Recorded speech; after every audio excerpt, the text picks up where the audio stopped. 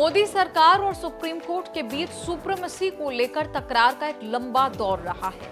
D Y Chandrachud के chief justice रहते और किरण रिजिजू के कानून मंत्री रहते तकरार पीक पर रही।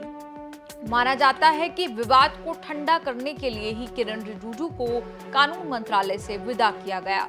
तब से सरकार के मंत्री या बीजेपी के नेता कोर्ट कचहरी के मामलों में बोलने से परहेज करते हैं। जो काम राजनीतिक लोग नहीं कर रहे हैं, शायद वही करने का जिम्मा संवैधानिक पद पर बैठे उपराष्ट्रपति और राज्यसभा चेयरमैन जगदीप धनखड़ ने संभाल लिया है। मार्च में उन्होंने सुप्रीम कोर्ट से स्क्रैप हो चुके नेशनल जुडिशियल अपॉइंटमेंट्स कमीशन कानून को रिवाइव करने की चर्चा शुरू की। अब कोच्चि में national university of advanced legal studies में जो भाषण दिया उससे भी इशारा मिला कि Jagdeep Dhankhar supreme court chief justice of India उसके जजों को लेकर ढेर सारे ऐतराजों की पोटली लिए बैठे हैं। इस बात को लेकर विवाद पुराना पड़ चुका है कि मुख्य चुनाव आयुक्त और चुनाव आयुक्तों की सिलेक्शन सिस्टम से सरकार ने नया कानून लाकर चीफ जस्टिस को बाहर कर दिया। चंद्रचूड़ के समय सीजीआई सिलेक्शन प्रोसेस से बाहर हुए, उसके बाद संजीव खन्ना और अब बीआर गवई चीफ जस्टिस बने, लेकिन आज तक ये विवाद खत्म नहीं हुआ है। अब जगदीप धनखड़ ने सवाल उठाया है कि सीबीआई डायरेक्टर के सिलेक्शन प्रोसेस में चीफ जस्टिस का रोल क्यों ही होना चाहिए।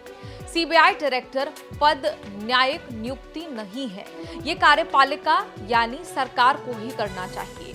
ये संविधान के हिसाब से कहीं सही नहीं बैठता। ऐसी व्यवस्था चुनी हुई सरकार की अथॉरिटी और सेपरेशन ऑफ पावर के खिलाफ है। सीबीआई डायरेक्टर की नियुक्ति होती तो राष्ट्रपति के सिग्नेचर से है, लेकिन सिफारिश केंद्र सरकार भेजती है। डायरेक्टर की नियुक्ति का सिस्टम ये है कि 3 सदस्यों की कमेटी नाम शॉर्टलिस्ट करती है। सरकार नाम राष्ट्रपति को भेजती है और वही नाम राष्ट्रपति से ओके होकर आता है। फिलहाल 3 सदस्यों में एक सदस्य प्रधानमंत्री नरेंद्र मोदी, दूसरे सदस्य विपक्ष के नेता राहुल गांधी और तीसरे सदस्य चीफ जस्टिस ऑफ इंडिया है। मई में प्रवीण सूद के रिटायरमेंट के बाद यही समिति बैठी थी। तब मोदी राहुल के साथ सीजीआई होने के नाते संजीव खन्ना सदस्य के तौर पर शामिल हुए। फिर प्रवीण सूद को 1 साल का एक्सटेंशन दिया गया। सीबीआई डायरेक्टर, लोकपाल, लोकायुक्त जैसी नियुक्तियों में सुप्रीम कोर्ट का कोई रोल नहीं होता। संसद से पास कानून के हिसाब से सब तय होता है, लेकिन कानून में संशोधन के बाद चीफ जस्टिस ऑफ इंडिया को सिलेक्शन प्रोसेस में शामिल किया गया, जिसके खिलाफ खुलकर बोले हैं जगदीप धनखड़। धनखड़ ऐसे मामलों पर बोले जिससे सीधे उपराष्ट्रपति का कोई लेना देना नहीं है। फिर भी अगर वो बोले तो कहीं ये इशारा तो नहीं कि सीसी की तरह सरकार कहीं सीबीआई डायरेक्टर का सिलेक्शन प्रोसेस भी बदलने की तो नहीं सोच रही। जगदीप धनखड़ ने कहीं सरकार के ही मन की बात तो नहीं बताई।